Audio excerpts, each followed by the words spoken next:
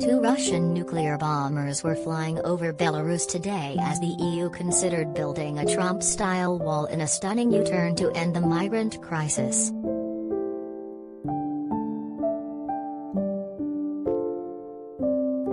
The Kremlin called suggestions it is involved in the dispute crazy, but Vladimir Putin lent more support to tyrant Alexander Lukashenko by dispatching two Tu-160 White Swan jets to carry out drills for the second day running.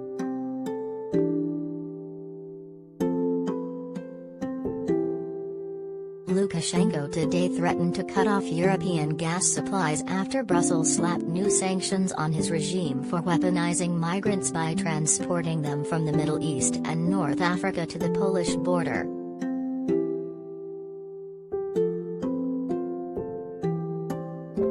"We are warming Europe, and they are threatening us," Lukashenko said, pointing out that Russia's major Yamal-Europe pipeline transits through Belarus to Poland.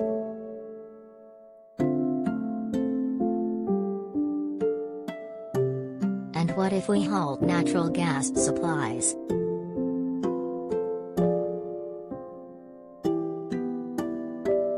European Council President Charles Michel stunned Brussels on Wednesday when he said a Trump-style wall could help shore up defenses.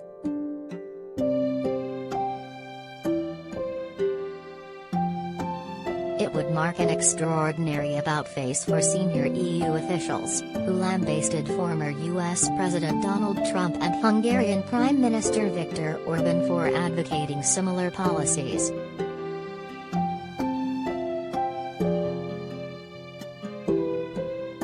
Some 15,000 Polish soldiers have been deployed along the frontier to bar the migrants' entry to the EU.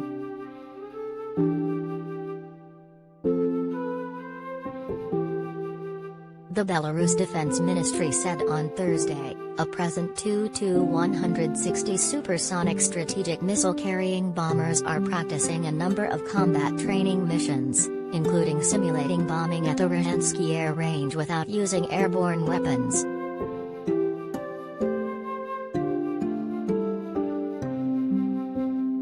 The Belarus Air Force was providing escort to the Tu-160s over the country.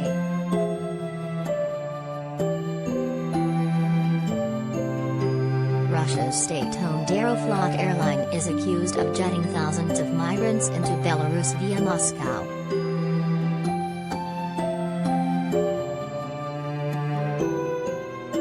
Bloomberg reported on Wednesday that the EU was discussing targeting Aeroflot as part of a new sanctions package, citing an official from the bloc familiar with the plans.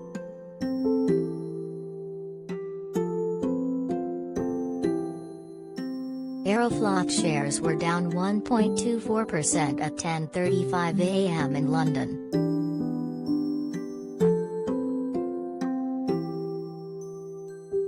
Aeroflot AFLT earlier on Thursday denied any involvement in organizing mass transportation of migrants to Belarus.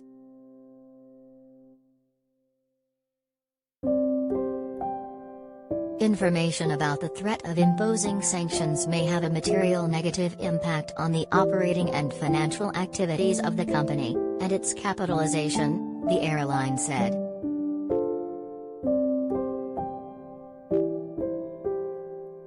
Aeroflot intends to protect the interests of the company and its shareholders in all possible legal ways, including the right to defend the interests of the company in court.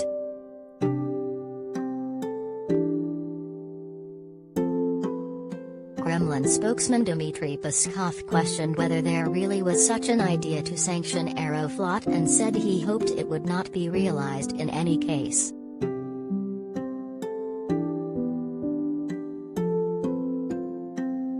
He told reporters on a conference call that Russia was concerned by rising tensions on the Belarus-Poland border, where he said there were heavily armed people on both sides.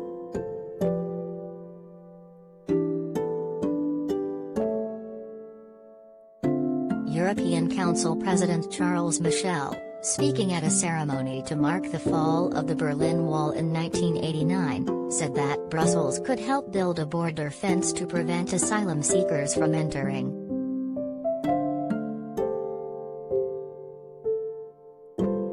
"We have opened a debate on the EU financing of physical border infrastructure," he told a stunned audience today in the German capital, which was divided for nearly 3 decades.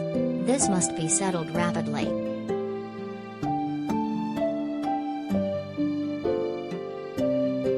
Ursula von der Leyen, the European Commission's president, only last month insisted there will be no funding of barbed wire and walls.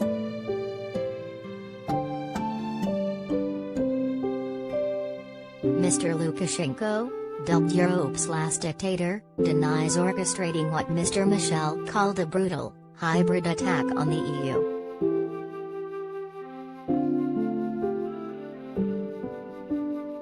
Warsaw estimates that 4,000 migrants are camped on the Belarusian side of the border with Poland.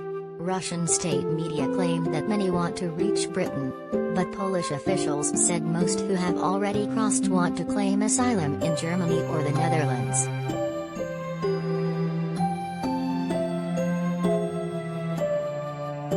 Poland's defense ministry released a video allegedly showing a Belarusian soldier firing a shot into the air to intimidate migrants as more tried to cross at night.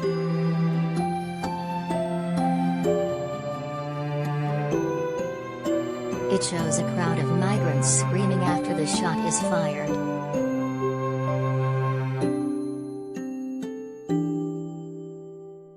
German Chancellor Angela Merkel urged Russian President Vladimir Putin to exert his influence on the regime in Minsk.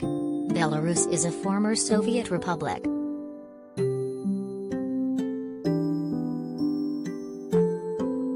Paweł Jabloński, a deputy Polish foreign minister, told the Daily Mail that Mr. Putin and Mr. Lukashenko wanted to destabilize the EU as a whole. He accused Mr. Lukashenko of seeking revenge for EU sanctions imposed on 166 individuals tied to the Belarusian regime last year.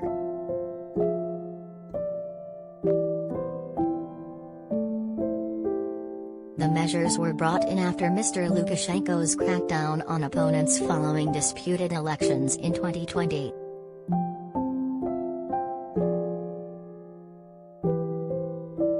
EU ambassadors today agreed to broaden sanctions against Belarus for what Poland said was state terrorism, to include another 30 individuals and entities. Their assets will be frozen and individuals will be added to a travel blacklist.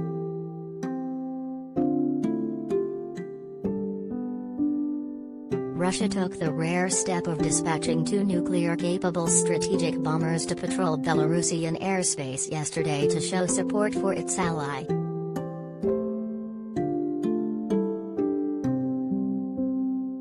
The UN warned the EU not to enter a race to the bottom. UN High Commissioner for Refugees, Filippo Grandi, said, "These challenges simply do not justify the knee-jerk reaction we have seen in some places, the irresponsible xenophobic discourse, the walls and barbed wire, the violent pushbacks that include the beating of refugees and migrants."